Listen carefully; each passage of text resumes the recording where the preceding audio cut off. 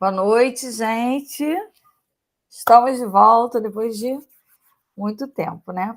Enfim, demos uma parada de recesso natural, como muita gente, como todas as atividades, mas estendemos um pouquinho esse recesso, porque, infelizmente, sofri um pequeno acidente, fiz uma cirurgia, então a gente estendeu, mas estamos aqui de volta sustentando esse desejo.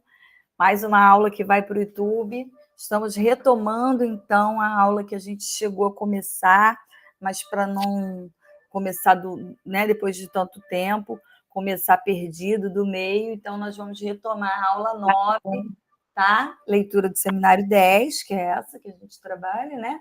E o nome dessa aula é Passagem ao Ato e Acting Out, né? Conceitos, sim, lacanianos muito importantes para a gente. Então, vamos iniciar nossa leitura. Bem-vindos e bem-vindas.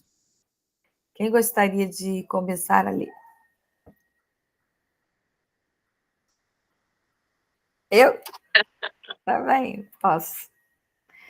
Então, vamos lá. Passagem ao ato e acting out. Deixar-se cair e subir no palco. Ele já está fazendo aí uma diferença, né? A passagem ao ato é esse deixar-se cair. O acting out é esse subir no palco, porque tem uma encenação, tem um direcionamento ao outro, né? Enfim, é importante demarcar essa diferença, que ele já numa frase aqui, nem lembrava disso, que bom que a gente voltou para o início da aula, numa frase aqui ele já consegue diferenciar os dois assim de uma maneira bem interessante. Bom, os itens que dividem a aula, tá? A egoização, o corte natal, o gozo do sintoma, as mentiras do inconsciente, a paixão de Freud. É uma aula grande, provavelmente não terminaremos hoje, né? Estamos repetindo, vai ficar lá no YouTube uma parte repetida, mas para a gente poder se conectar novamente. Então, vamos lá. Hoje, continuaremos a falar do que lhes designo como pequeno a. Começarei por lembrar sua relação com o sujeito, a fim de manter nosso eixo e não lhes dar ensejo de uma deriva, por minha própria explicação. Entretanto, o que temos de acentuar hoje é sua relação com o grande outro. É a partir do grande outro que o pequeno a, o objeto a, assume seu isolamento. E é na relação do sujeito com o grande outro que ele se constitui como resto. Foi por isso que reproduzi este esquema, que é homólogo ao aparelho da divisão.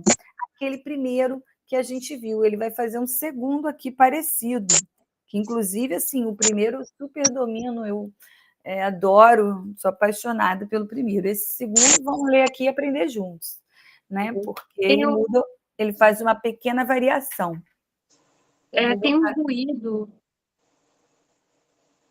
no fundo, acho que é do seu, Aida. Ok? Então, eu vou colocar o esquema que é o segundo, tá? Esquema da divisão. O primeiro é aquele, lembra? O sujeito... Do movimento e do deslocamento. Aí o sujeito percebe que o outro é barrado, ele também é barrado, sobra um resto A, e o outro é mais simplificado. Esse é o segundo. Vamos ver o que ele vai acrescentar nesse segundo esquema da divisão.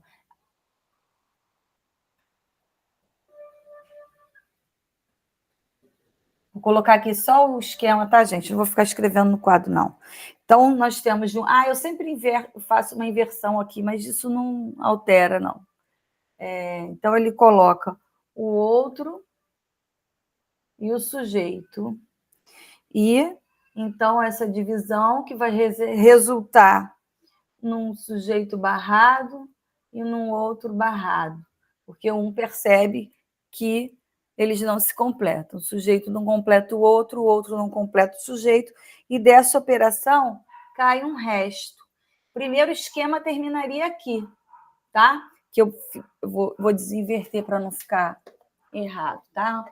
primeiro esquema que estava, acho que na aula anterior. É o outro e o sujeito, o outro barrado, o sujeito barrado e resto um A. Aqui ele está acrescentando além do resto. Ah, eu que boto isso aqui, porque esse aqui é a operação de divisão, né? Então é um resto mesmo que a gente aprende na escola. Mas, enfim, aqui ele vai acrescentar o grande outro. A diferença do segundo esquema para o primeiro é isso aqui, o grande outro que ele coloca aqui. Vamos ver por quê na leitura, né? Então, vamos lá. Segundo esquema da divisão. No alto à direita fica o sujeito, posto que, por nossa dialética, ele parte da função do significante. E é o sujeito hipotético na origem dessa dialética. Já o sujeito barrado, o único que a nossa experiência tem acesso, constitui-se no lugar do outro como marca de significante. Aqui. Inversamente, toda a existência do grande outro fica suspensa numa garantia que falte, donde o outro barrado. Inversamente, toda a existência do grande outro fica suspensa numa garantia que falta, donde o outro, acredito, é barrado. Nessa garantia aqui, talvez. Não tem Da essa outra... garantia. Não há essa garantia, né? Não temos. Né? Por isso que ele aqui é o esquema mesmo da divisão. Esse segundo ele colocou o grande outro como hipoteticamente ele estivesse ali num lugar de garantia, né? Enfim. Que falta, né? Mas não é o outro não, gente. Porque o outro é o A maiúsculo. Vamos seguir, ele deve falar, né? É um zero. Ele Pode deve... olhar melhor no livro. É um zero. Fica o zero aqui desse lado da divisão e aqui fica o resto. Então, isso aqui é o zero que ele acrescenta. Eu vou escrever zero, senão a gente vai pensar que é um O. E o O não é o outro é o A. É porque eu estudei muito o O no seminário 1, ele usa o O. Como ele não tem ainda a elaboração do objeto A, ele usa o O no lugar do A, alinho, A2', ele usa O, olinho. Enfim, então eu estou com esse O como outro na cabeça. Mas não é. É um zero que está aí. Tá? Bom, diferente do seminário 1, que dá para ver que é um O, porque é bem mais redondo. Esse zero aqui, a gente vê que ele é um mais compridinho, né? Ele é um número.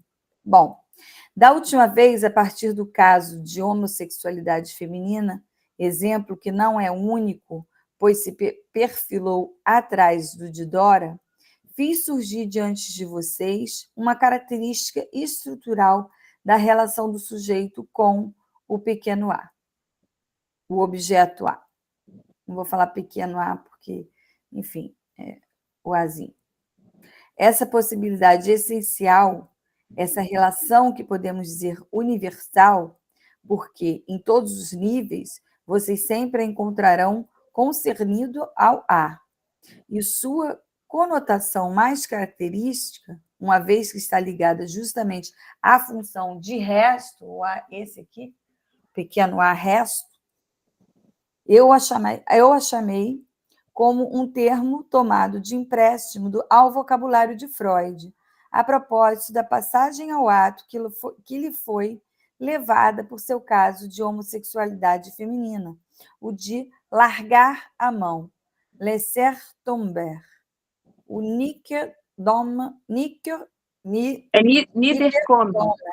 Niederkommen lassen, que é o deixar cair. Né, que ele botou lá no começo da aula, deixar-se cair e subir no palco. Isso é o termo usado por Freud, não a passagem ao ato, mas o deixar-se cair, no caso da jovem homossexual, que ele está falando aqui. Bom, deixa eu pegar meu elástico aqui, gente, que estou suando, só um minuto. Continua a leitura. Então, ora, vocês de certo lembrarão que terminei com a observação de que, estranhamente, foi o mesmo largar de mão que marcou a resposta do próprio Freud a uma dificuldade exemplar deste caso. Em tudo que Freud nos atestou de sua ação, de sua conduta, de sua experiência, esse largar de mão é único, ao mesmo tempo que é tão manifesto e quase provocante em seu texto, para alguns, torna-se quase invisível à leitura. Esse largar de mão é o correlato essencial da passagem ao ato. O largar de mão, acho que ele está usando uma outra expressão para o deixar cair, né? Para o tombar, para o... enfim.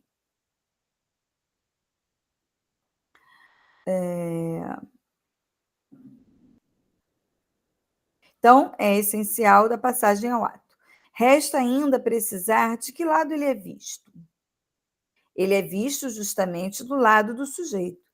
Se vocês quiserem referir-se à fórmula da fantasia, a passagem ao ato está do lado do sujeito, na medida em que este aparece apagado ao máximo pela barra. O momento da passagem ao ato é o do embaraço maior do sujeito, um acréscimo comportamental da emoção como distúrbio do movimento. É então que, do lugar em que se encontra, ou seja, do lugar da cena em que, como sujeito fundamentalmente historizado, só ele pode manter-se em seu status de sujeito, então, né, ele se precipita e despenca fora da cena. Então, um bom parágrafo aqui para se definir. Eu citei, já usei esse parágrafo, está até marcadinho, citei, para explicar a passagem ao ato. Essa é a própria estrutura da passagem ao ato. A mulher do caso clínico da homossexualidade feminina pula por cima da pequena barreira que a separa do canal em que passa o bondinho semi-subterrâneo. Dora passa ao ato no momento de embaraço em que é colocada pela frase armadilha, a armadilha canhestra do Sr. K. Minha mulher não é nada para mim. Quando Dora dá-lhe uma bofetada, ela passa ao ato, né? Quando ela cai como sujeito e essa emoção, essa ação toma conta e o sujeito sai da cena. A bofetada que Dora lhe dá nesse momento nada pode exprimir senão a mais perfeita ambiguidade. Será que ela ama o Sr. K ou a Sra. K? Com certeza não é a bofetada que nos dirá isso, mas tamanha bofetada é um daqueles sinais, um daqueles momentos cruciais do destino que podemos ver repercutir de uma geração para outra, com seu valor de mudança de rumo num destino. O sujeito se encaminha para se evadir da cena. É isso que nos permite reconhecer a passagem ao ato em seu valor próprio e distingui-la de algo que é totalmente diferente, que vocês verão, a saber, o acting out. Caberá eu lhes falar de outro exemplo igualmente manifesto? Quem pensaria em contestar esse rótulo no que chamamos de fuga? Aqui chamamos de fuga no sujeito que nela se precipita, sempre mais ou menos colocado numa posição infantil, senão a essa saída de cena, a partida errante para o mundo puro, no qual o sujeito ele sai à procura, ao encontro de algo rejeitado, recusado por toda parte. Ele vira fumaça, como se costuma dizer, é claro, retorna, e talvez lhe dê ensejo de ser valorizado. A partida é justamente a passagem da cena para o mundo. Por isso mesmo é que foi muito útil nas primeiras fases desse discurso sobre a angústia, eu formular uma distinção essencial entre dois registros. De um lado, o mundo, o lugar onde o real se comprime, e, de outro lado, a cena do grande outro, onde o homem, como sujeito, tem de se constituir, tem de se assumir um lugar como portador da fala, mas só pode portá-la numa estrutura que, por mais verídica que se afirme, é uma estrutura de ficção.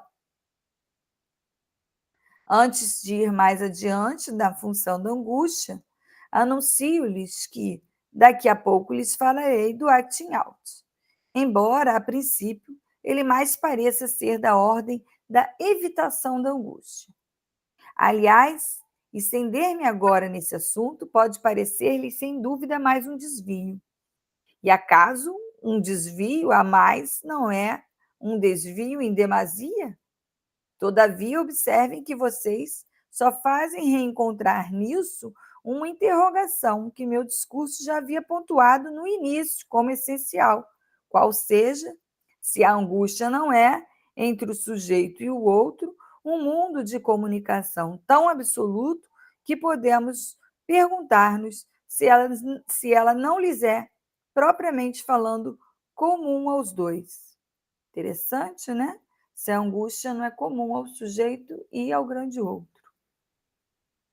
Bem, assinalo a esse respeito que devemos levar em conta a realidade da angústia em certos animais.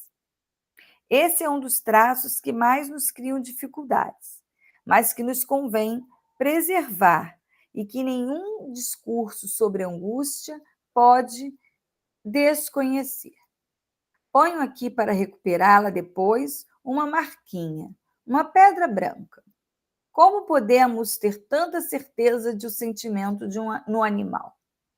Ora, a angústia é realmente a única coisa que não podemos duvidar quando a encontramos no animal.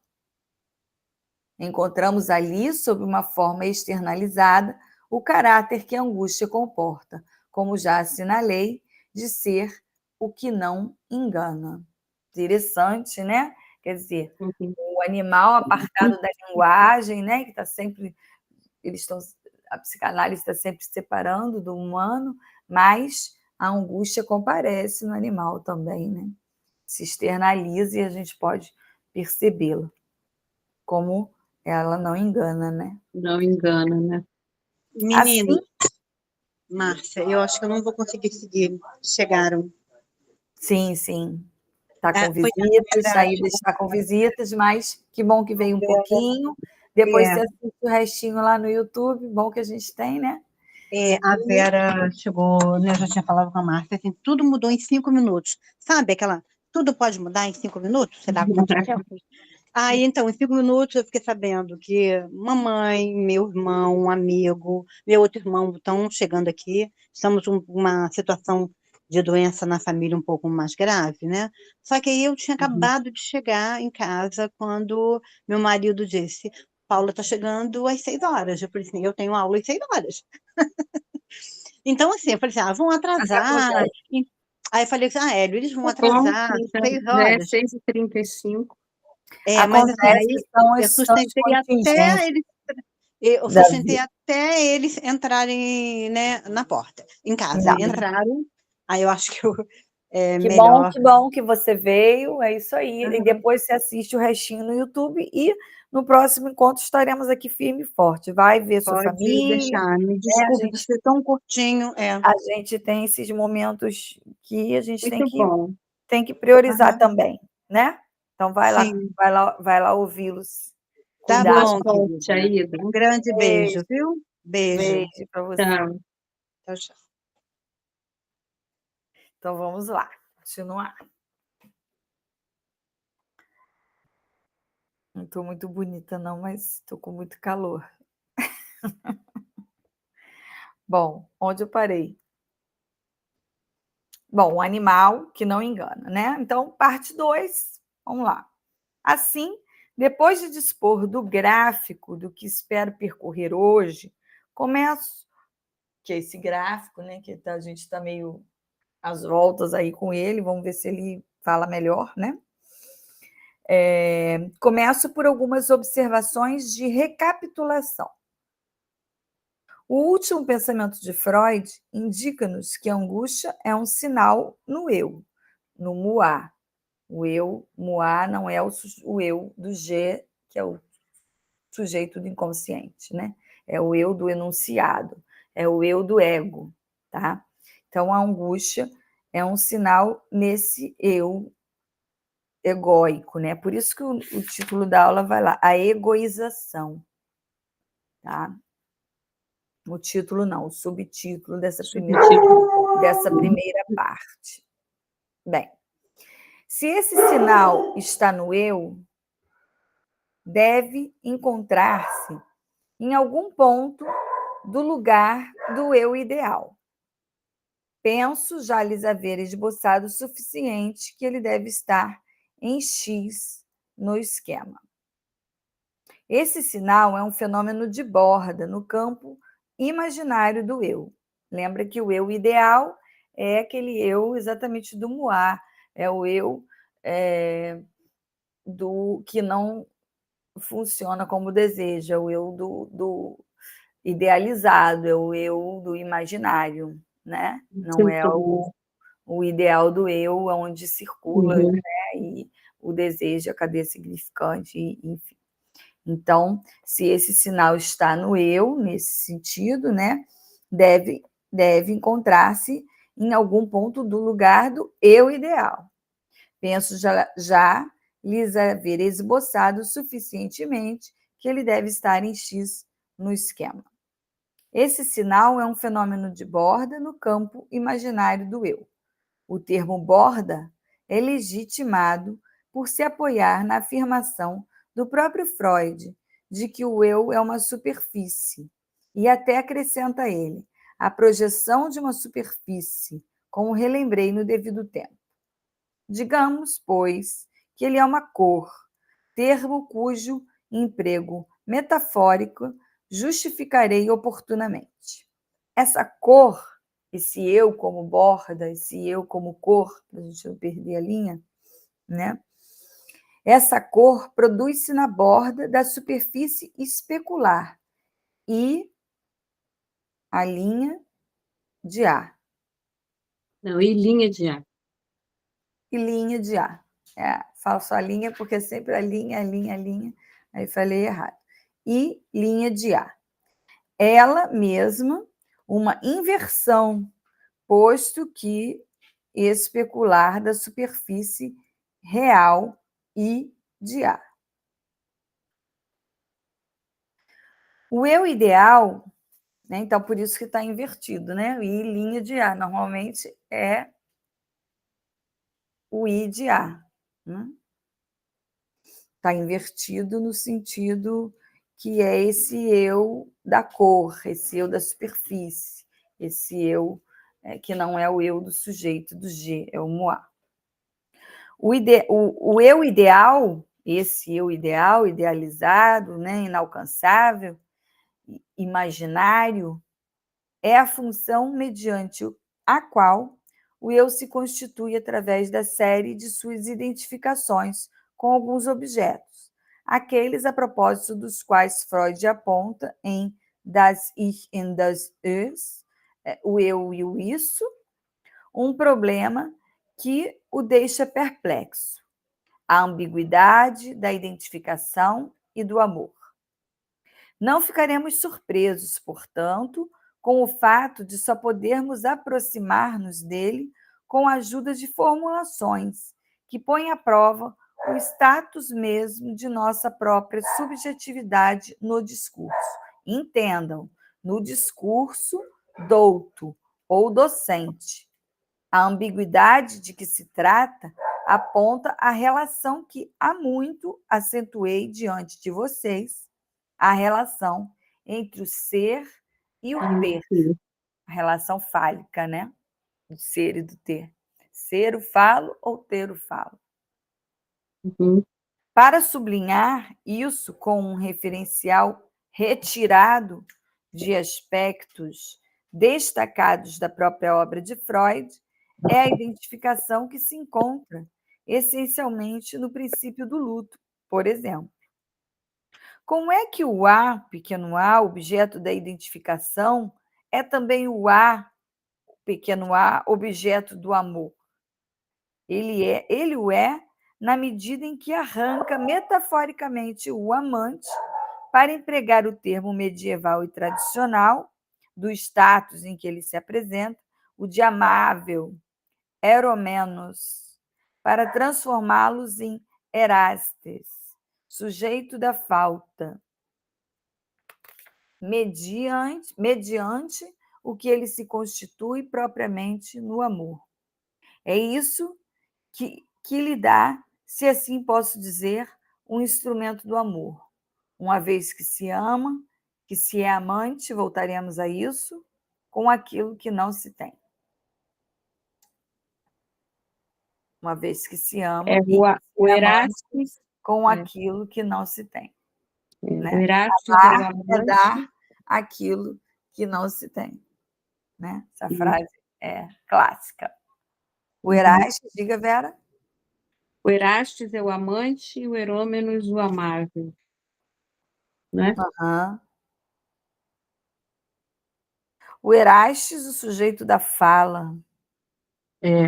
Naquele seminário da transferência, é o Sócrates e o Alcebiades, né? Uhum. Um é o amante, o outro é o amado. O Sócrates é o amado. Não, o O Alcebiades amável, é o amado e o Sócrates é eromenos, o para amado. transformá-los em Erastes, sujeito da falta. Né?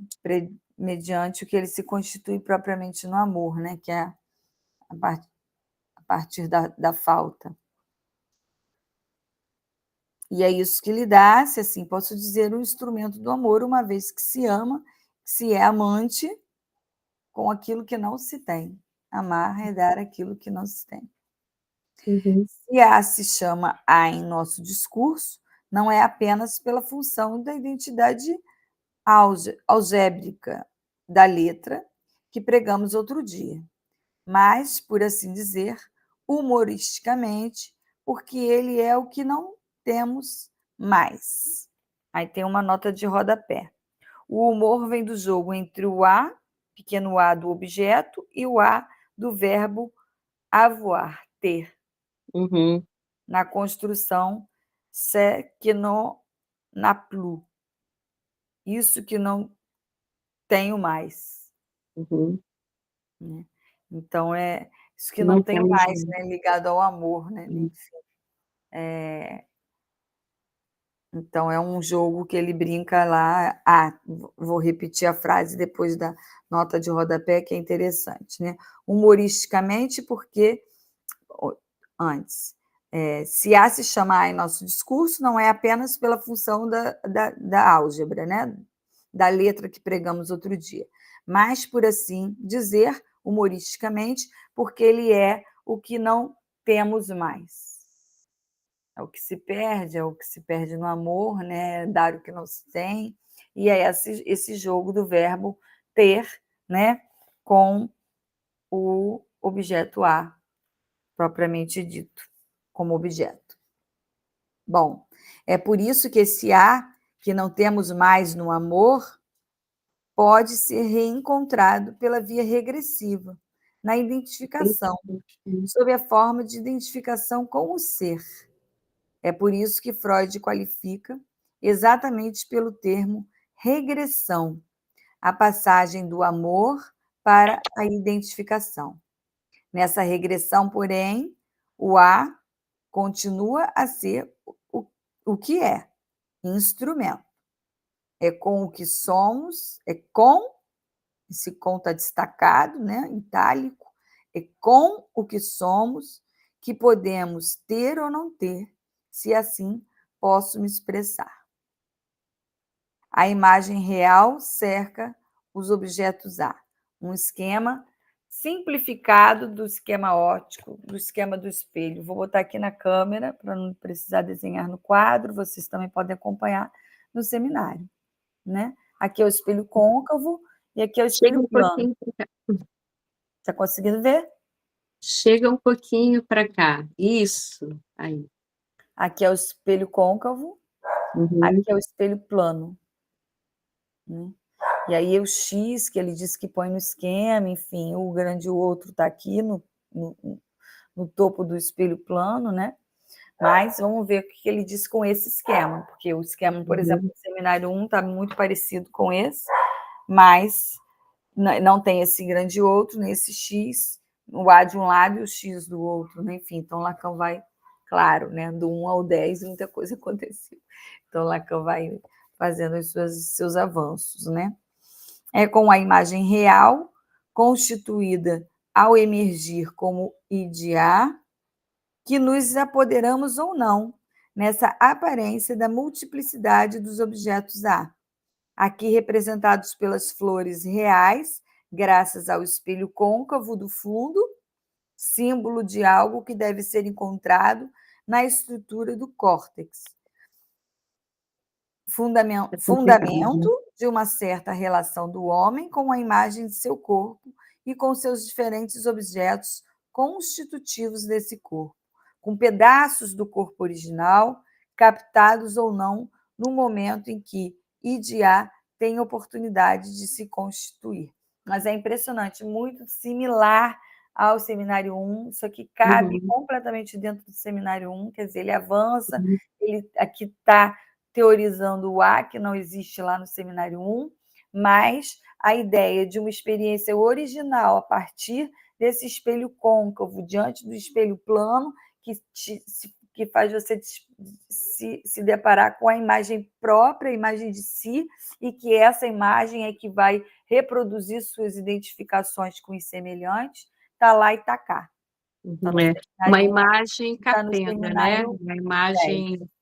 Uma imagem capenga, né? Uma imagem turva, né? Mal feita. Sim, mas é uma experiência original, antes mesmo de passar pelo outro. Ele vai falar no Seminário 1, que é a experiência com a imagem própria, despedaçada. Sim. Pois essa imagem, o importante é que ela justamente ele usa essa imagem porque ela é esquisita, né? Ela é despedaçada, ela é por parte. A criança primeiro ela vê a mãozinha, não é depois muito ela vê nítida, né? a orelha, depois ela vê... Depois da construção do eu, do avanço da constituição do eu, ela vai ver uma unidade. Mas até então ela vai ver um corpo despedaçado. Não é o corpo despedaçado da psicose, é o corpo despedaçado dessa primeira experiência com o espelho, onde a gente vê as partes do corpo e não o corpo como unidade, né? Enfim. Antes do estágio do espelho, aquilo que será IDA encontra-se na desordem dos pequenos A, que ainda não se cogita ter ou não ter. Esse é o verdadeiro sentido, o sentido mais profundo a ser dado ao termo autoerotismo, ou sentir falta de si, se assim posso dizer, de uma ponta à outra. Não é do mundo externo que sentimos falta, como a quem o expresse impropriamente, mas de nós mesmos, dessa experiência inaugural com nós mesmos no espelho, antes de entrar na lei, na linguagem, no outro, e antes de aí, enfim, ser atravessado por uma série de coisas. Mas isso que sentimos falta e que muitos pensam que né, que passa pelo outro, na verdade, de nós mesmos. Bom, aí ele vai fazer um outro desenho, tradução provável, espelho convexo. Ele vai pegar só a parte do espelho convexo e ele vai fazer um borrão, assim, né? Como se... É isso que a gente vê, né? Que a Vera acabou de falar da imagem distorcida, despedaçada, né? Olha como ela está rasurada. Vê se tá bom assim, Vera. Tá.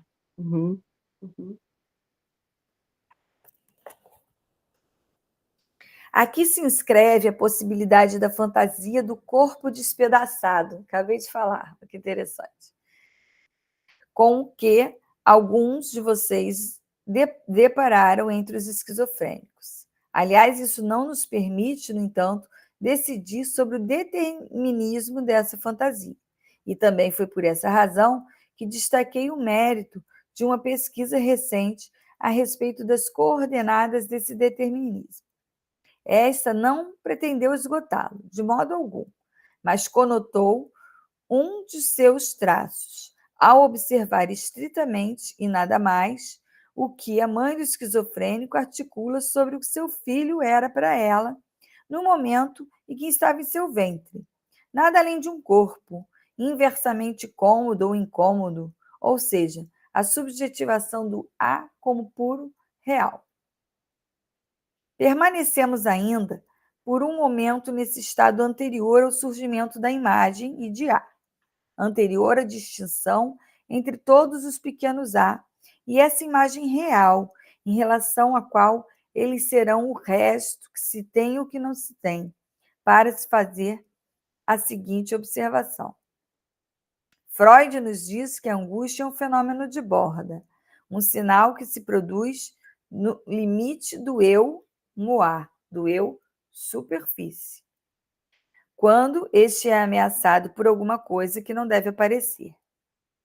Esta é o ar, o resto, abominado pelo grande outro, como que foi movimentado da reflexão, assim como os trilhos da experiência levou os analistas, primeiro Rank, em seguida Freud, quanto a esse ponto, a encontrar a origem da angústia no nível pré-especular e pré-erótico do nascimento, no qual ninguém pensou no concerto analítico em falar da constituição de um eu? Porque ele começa com uma pergunta aqui, né? Como foi que o movimento da reflexão, assim como os Tudo trilhos isso da é uma pergunta. experiência, levou os analistas a encontrar a origem da angústia no nível pré-especular e pré-autoerótico do nascimento, no qual ninguém pensou no concerto analítico em falar da constituição de um eu. É um parágrafo muito grande para Enorme, né? Uma pergunta. ser uma pergunta. Eis a prova efetiva de que, se de fato é possível definir a angústia como sinal, fenômeno de borda no eu, quando o eu é constituído, certamente isso não é exaustivo. Trata-se de... Quer ler, Vera, um pouco? Posso ler, onde, aqui, né? 134, acabei de ler o parágrafo da 133.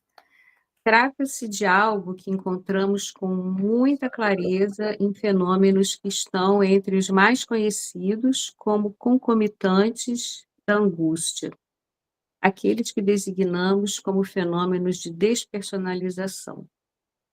Eles são justamente os fenômenos mais contrários à estrutura do eu como tal. Para nós, isso levanta uma questão que não poderemos evitar, e não é a de situar autenticamente a despersonalização, uma vez que, sob essa rubrica, a observar as divergências entre os autores, os fenômenos são agrupados de maneira certamente ambígua do ponto de vista analítico. Sabemos do lugar assumido pela despersonalização em algumas demarcações próprias de um ou mais autores da escola francesa, aos quais já tive que fazer referência. Será fácil vocês reconhecerem as relações dessas demarcações com o que desenvolvo aqui, e devemos até presumir que os esboços que forneci anteriormente não são estranhos a isso. A ideia de distância, com efeito, é quase sensível nesse esquema, no qual sempre marquei a distância que era necessária em relação ao espelho para dar ao sujeito o distanciamento de si mesmo que a dimensão especular é feita para lhe oferecer. Nem por isso, no entanto, podemos concluir que um aproximar-se qualquer possa dar-nos a solução de alguma das dificuldades geradas a partir da necessidade dessa distância. Tem que estar numa determinada posição, né, para conseguir se ver. Em outras palavras, o que se deve dizer não é que os objetos são invasivos na psicose. O que constitui seu perigo para o eu? É a própria estrutura desses objetos que os torna impróprios para a egoização. Foi isso que tentei fazê-los captar com a ajuda do que vocês podem chamar de metáforas, se quiserem. Mas creio que a coisa vai mais longe, topológicas, na medida em que elas introduzem a possibilidade de uma forma não especularizável na estrutura de alguns desses objetos. Em termos fenomenológicos, parece evidente que a despersonalização começa pelo não reconhecimento da imagem especular. Todos sabem como esse fenômeno é sensível na clínica e com que frequência é, ao não se encontrar no espelho ou em qualquer coisa análoga, que o sujeito começa a ser tomado pela vacilação despersonalizante. Mas essa formulação que indica o fenômeno nem por isso deixa de ser insuficiente. Se o que é visto no espelho é angustiante, é por não ser passível de ser proposto ao reconhecimento do outro. Interessante, né? Tem a ver com o ideal do eu, né? O ideal, né?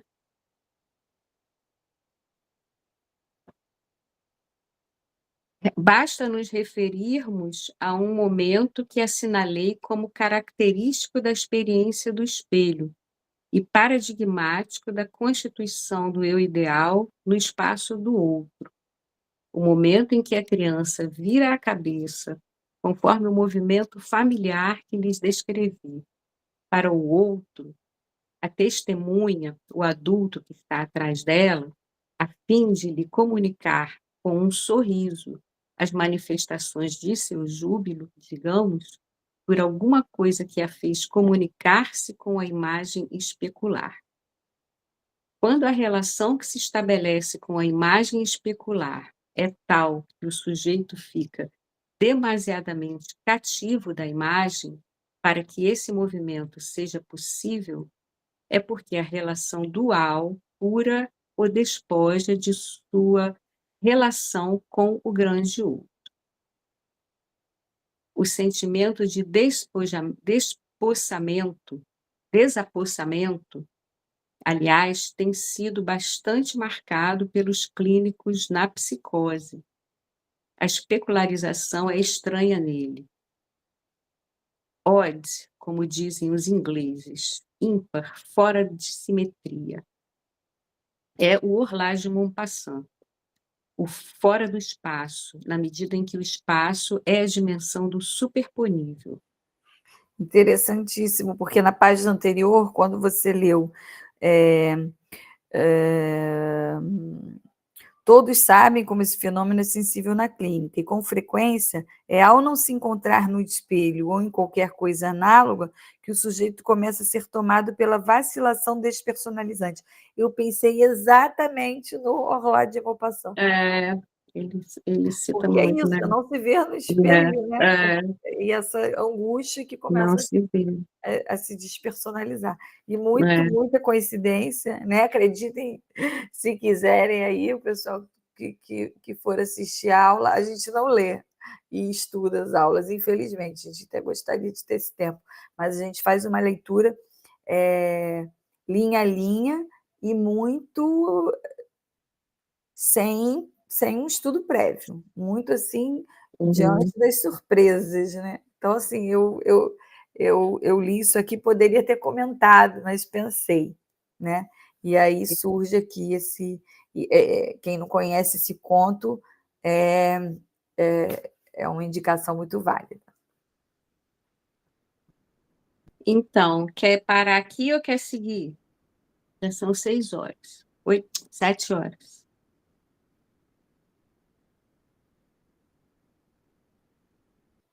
A gente começou a gravação depois, então não vai ficar uma aula longa. A gente só tem mais um pedacinho até o 3. Então, vamos. Vamos? No ponto em que estamos, façamos uma pausa sobre que significa a separação ligada à angústia do nascimento. Subsiste aí uma certa imprecisão, a partir da qual é gerada toda sorte de confusões. Falta-me tempo para fazer mais do que apontá-la, e voltarei a isso, mas saibam que convém fazer grandes ressalvas a respeito da estruturação do fenômeno da angústia nesse lugar do nascimento. Bastará vocês se reportarem ao texto de Freud. No nível da angústia do nascimento, diz ele, constitui-se toda uma consideração de movimentos, principalmente vasomotores e respiratórios, constelação real, esta que será transportada para a angústia em sua função de sinal, à maneira como se constitui o ataque histérico, que é, por sua vez, uma reprodução dos movimentos herdados para a expressão de certos momentos emocionais. Isso, com certeza, é totalmente inconcebível.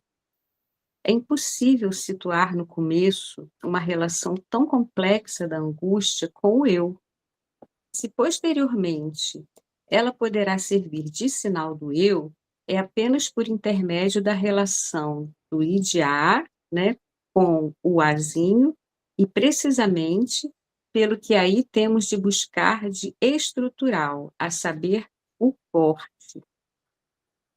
Mas, sendo assim, a separação característica do começo, aquela que nos permite abordar e conceber a relação, não é a separação da mãe. O corte de que se trata não é o que se dá entre a criança e a mãe. A maneira como a criança habita originalmente a mãe tem tudo na relação do óvulo com o corpo materno dos mamíferos. Vocês sabem que há todo um aspecto pelo qual, em relação ao corpo da mãe, a criança é um corpo estranho, um corpo parasita, um corpo incrustado pelas raízes anteriovenosas de seu córeo, no órgão especializado para recebê-lo, o útero, com cuja mucosa ele mantém um certo entrelaçamento. O corte que nos interessa, o que deixa sua marca num certo número de fenômenos clinicamente reconhecíveis e que, portanto, não podemos evitar, é um corte que, graças a Deus, é muito mais satisfatório para a nossa concepção do que a cisão da criança que nasce no momento em que ela vem ao mundo. Cisão de quê? Dos envoltórios embrionários. Basta-me remetê-los a qualquer livrinho de embriologia datado de menos de 100 anos para que vocês percebam que, para terem uma ideia completa do conjunto pré-especular que é o azinho, deverão considerar os envoltórios como um elemento do corpo da criança. É a partir do óvulo que os envoltórios se diferenciam e vocês verão com que formas o fazem, de maneira muito curiosa. Deposito bastante confiança em vocês, depois de nossos trabalhos do ano passado em torno do cross-cap, que é uma figura topológica, né? O Lacan cita muito, né? Nos esquemas que ilustram os envoltórios, vocês poderão ver manifestarem-se todas as variedades da relação entre o interior e o exterior. O celoma externo em que flutua o feto, envolvido por seu âmnio, enquanto a própria cavidade amniótica é envolvida por um folheto ectodérmico e apresenta sua face para o exterior em continuidade com o endoblasto. Uma aula de biologia aqui para gente, né? Em suma, vocês verão a que ponto é sensível aí a analogia entre o que é separado desses envoltórios com o corte do embrião e a separação no cross-cap de um certo azinho enigmático em que tenho insistido. Se tivermos que reencontrar essa analogia mais adiante, creio que a terei indicado hoje o suficiente para nos facilitar essa tarefa. Resta-nos hoje, portanto, fazer o que lhes anunciei acerca do que o acting out indica sobre a relação essencial do pequeno a com o grande A. Então, vamos seguir, né? Agora deve vir Sim, o agora ele vai gozo do falar sintoma. do acting out, né? É. Mas é interessante porque ele bota esse esquema com esse 0 aqui, né, do lado do outro, enfim, e não explica, né? Não fala muito, né, do Não, esquema. Vamos ver ficamos se na fala ali depois, sei lá. ficamos na curiosidade, vamos ver se ele É, volta, né? Porque às é, vezes ele põe só o desenho no quadro e vai falar em algum outro momento. é. E aí o Miller, na hora de estabelecer o texto, coloca no início da aula, mas pode ser que em algum momento Uhum, ele fale. Eu espero que sim, porque eu estou curiosíssima com isso, né? Enfim, então vamos marcar que nós paramos aqui no item 3, uhum. página Página 136, né? 136, né? Fiquei um pouco às voltas com o corte, não é o corte entre a criança e a mãe, né? E aí ele Aham. entra nessa parte toda biológica, né? Enfim, mas acho que ele está dizendo que não é essa separação do nascimento, disso, né? A É separação ela posterior. vai ter que se dar a partir dessa Uhum, experiência especular com o IDA. uhum. Isso. É disso que se trata, e não simplesmente de uma separação mãe e filho. É. Pá, cortou.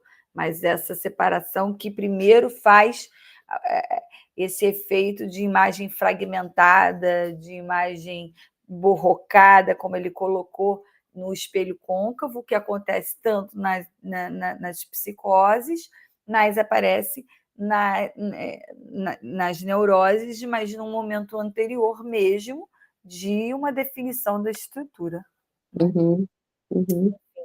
Gente, vamos Muito lá, bom. vamos seguindo esses ensaios aí, enfim, tentando compreender. O seminário é sempre um objeto de trabalho, né? Não é um livro com início, meio e fim, são aulas que são proferidas e a gente vai tentando acompanhar como se Lacan estivesse aqui falando para a gente. Vera, Bom, obrigada, uma até boa a noite, próxima, até a segunda, próxima. segunda, E quarta-feira, né, de abril. isso, Uhum, sempre tá na bom. segunda e na quarta Uhum, semana do mês, na quarta-feira, às 18 horas. E quem não puder e quiser assistir depois, estaremos com a aula no YouTube, porque vamos sustentar esse desejo, né, de colocarmos o seminário todo lido no YouTube. Então, uma boa noite e obrigada. Tchauzinho. tchau.